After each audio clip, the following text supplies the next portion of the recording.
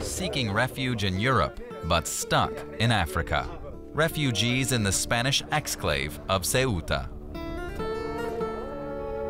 Local resident Sabah Hamed has a heart for the illegal immigrants.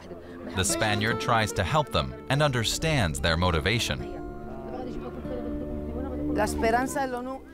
Hope springs eternal. The hope for a better life. Ceuta is a city and a free port on the Moroccan coast. But since it's Spanish territory, many migrants view it as a springboard to Europe.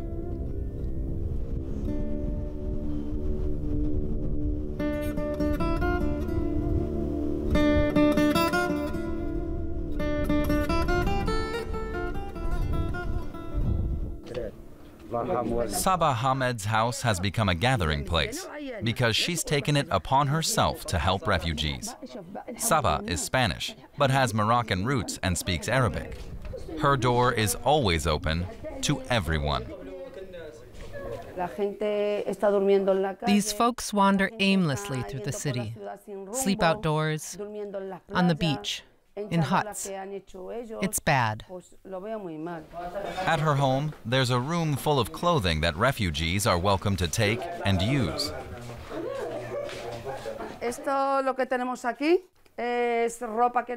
All these clothes here were delivered the day before yesterday. All of these shirts, pants, underwear, socks, shoes, everything. Bilal Hanuti comes here every day and is thankful for the offer. At Sabah's, he not only finds fresh clothes, he can also have a shower and something to eat. The 21-year-old comes from Tangier in Morocco. In Europe, he hopes to earn enough to support himself and his family back home. I want to work. I want to lift my family out of poverty. My mother is doing badly. But Ceuta is a dead end for most of these migrants. Sabah can't just watch idly by while thousands of Moroccan refugees, including many minors, descend into squalor. She distributes masks to protect against COVID-19 and gives the young men advice on how to avoid angering the locals. Folks complain about migrants photographing them on the beach. They ask if you've never seen women at the beach before. Of course it's normal for people to swim at the beach. Please tell the others not to take pictures. It's not helping. This is Sabah's way of promoting integration. You need to help them. Give them a chance. Many of these boys deserve that. Not all of them are good, but they're not all bad either. They all try to get by somehow. At the port, many seek shelter between the concrete blocks of this breakwater, including Yasin Chakran and his friends. The EU's coming soon to rescue us. Yeah, to Germany. Come, sit down. They've been living here for weeks. We've nothing to eat. They're still haunted by their journey here. We hid under trucks and buses, underneath, next to the engine. It's very dangerous. You can get injured or even die.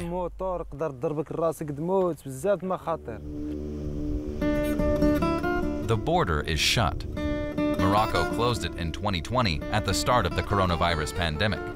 Once, there was brisk traffic in both directions. People were permitted to cross to work or shop. Now they can no longer pass through at all, at least not legally. That also affects Sabah. The 60-year-old Muslim feels at home in both Spain and Morocco.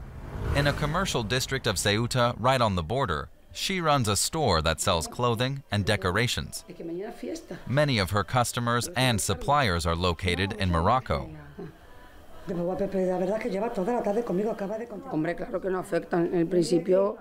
closed border is a big problem for us. We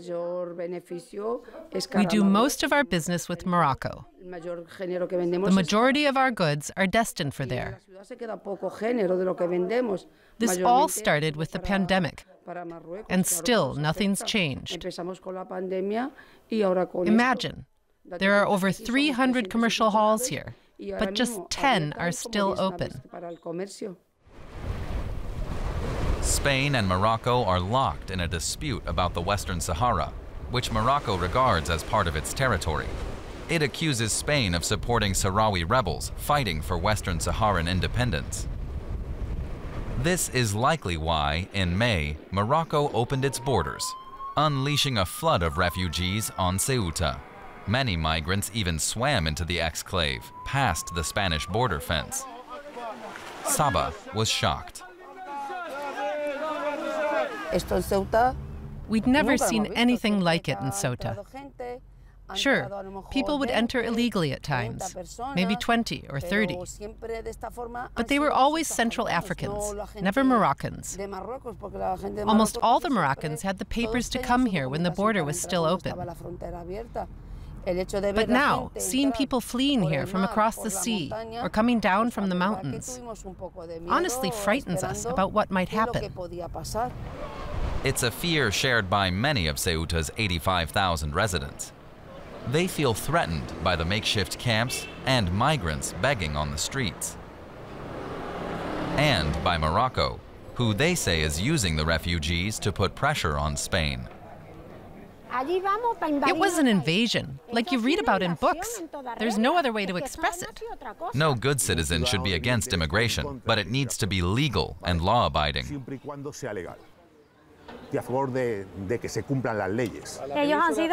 Morocco deceived the refugees into thinking that they could get by from here. Once in Ceuta, they saw this wasn't true. From here, you still need to take a ship to get to mainland Spain. So they stay here and live on the streets.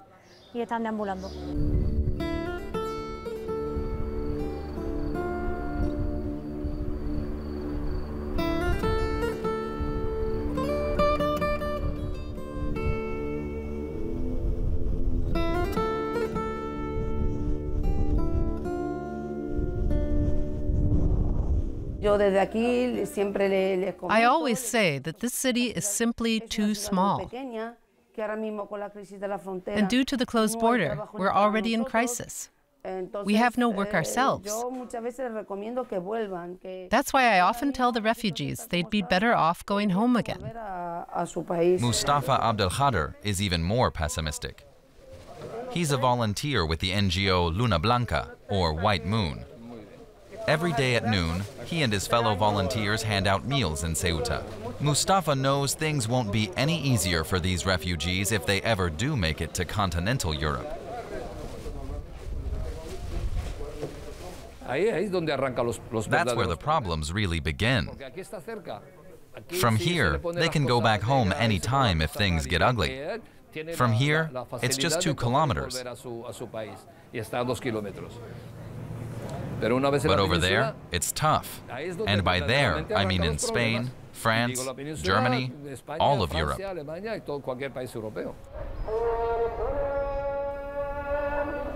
When evening falls, dinner preparations get underway at Sabah's house.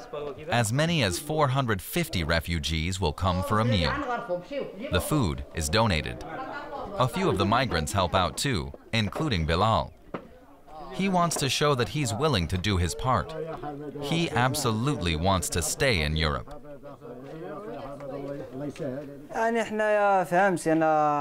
I've been trying to get to Spain since 2017 and have never made it. Then, when I heard that the border to Ceuta was suddenly open, I thought I'd try it again and see how far I got. And now we're here, hoping for a solution, and that they don't send us back again. Otherwise, we're finished.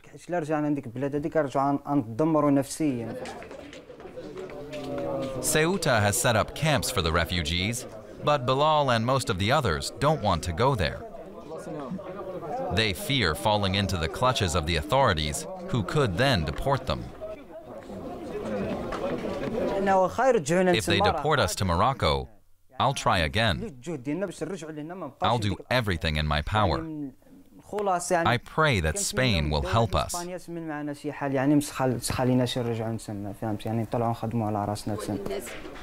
But for now, it's Sabah who's helping. She distributes urgently needed medication like pain relievers. Providing medical supplies, food, clothing, and advice is all she can do. The migrants are responsible for the rest, she says.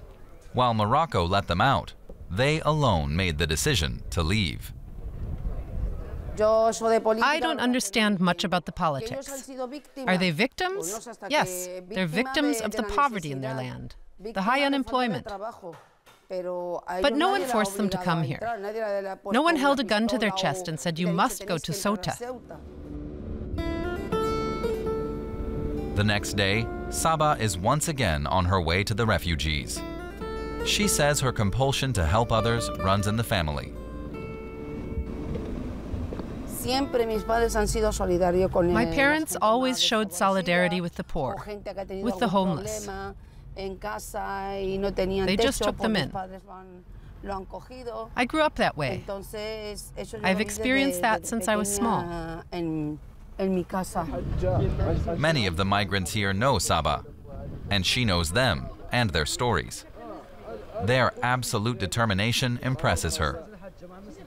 Seeing how much they're willing to sacrifice to reach Europe breaks her heart.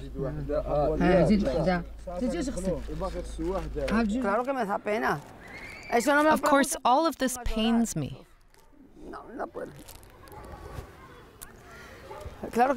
There, it's made me cry. Yes, it pains me. All these young people. That's my weak spot. Youths of 17, 18, 20, or 21. Fathers looking for a better future for their children. Or these boys who want to help their parents. They all just want a better life.